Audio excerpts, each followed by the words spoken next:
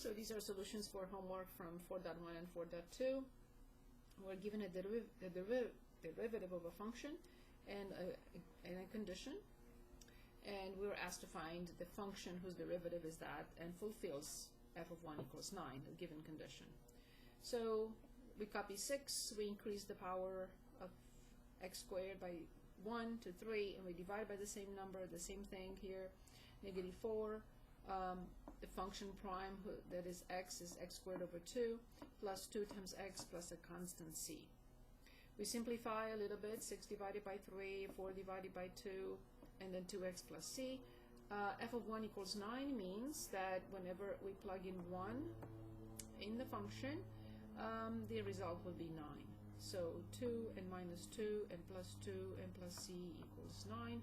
These two go away, subtract 2 from both sides, we get 7. We have to plug it back in the function, and this is the final result. For such a function, we should change it immediately into 2 times x to negative 1/3. Goes to the top as x to negative 1/3. We are given that f of 1 is 1. Because again, we are not asked to find the most general antiderivative, but a specific function that fulfills the given conditions. So to the same method, we increase the power by 1 and we divide by exactly the same number, plus a constant c. So the denominator becomes negative 1/3 plus 1, which is 2/3. We have to flip it into 3/2. And then the numerator has power 2 over 3 as well. We simplify, we get 3, x to 2/3 plus a constant c. We plug in 1.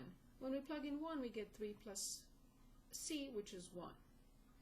1, f of 1 is 1. So then we subtract 3 from both sides, we get negative 2. We plug it back in the function. We're given the marginal revenue. We're asked to find the revenue. Again, we increase the power by 3, divide by that number, by 1 to 3, and we divide by 3. And negative x prime is negative 1 plus a constant c. C is 0 because this is obviously reasonable. If we have no sales, we have no revenue. So this is the final function.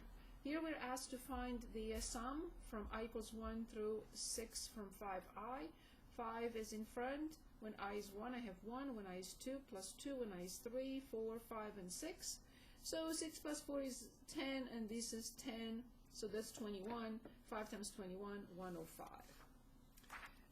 Here we're asked to determine an approximate area under the graph of this function on the interval 3, 12 using 4 subintervals.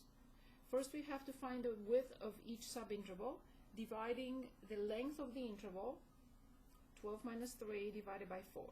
And this is the width of each subinterval. I use this time the leftmost point. So 3, 5.25, 7.5, and 9.75. Okay, so then 9/4 stays outside, is the base for each rectangle. So f of 3, f of 5.25, etc. So I determined that with the calculator. I plugged in the function, and then I plugged in 3, and then I plugged in 525, etc. And I got these numbers. I added them up and multiplied by 9/4, and I got 424.19, an approximation. On problem 34, we are asked to find the definite integral from 0 to 5 from 5x. The x, 4 stays outside. The function whose derivative is x squared over 2. Of course, I will divide. This is 2. And when I plug in 5, I get 25. There is no reason to plug in 0 because the answer will be 0. The value will be 0. So 2 times 25 is 50. Thank you.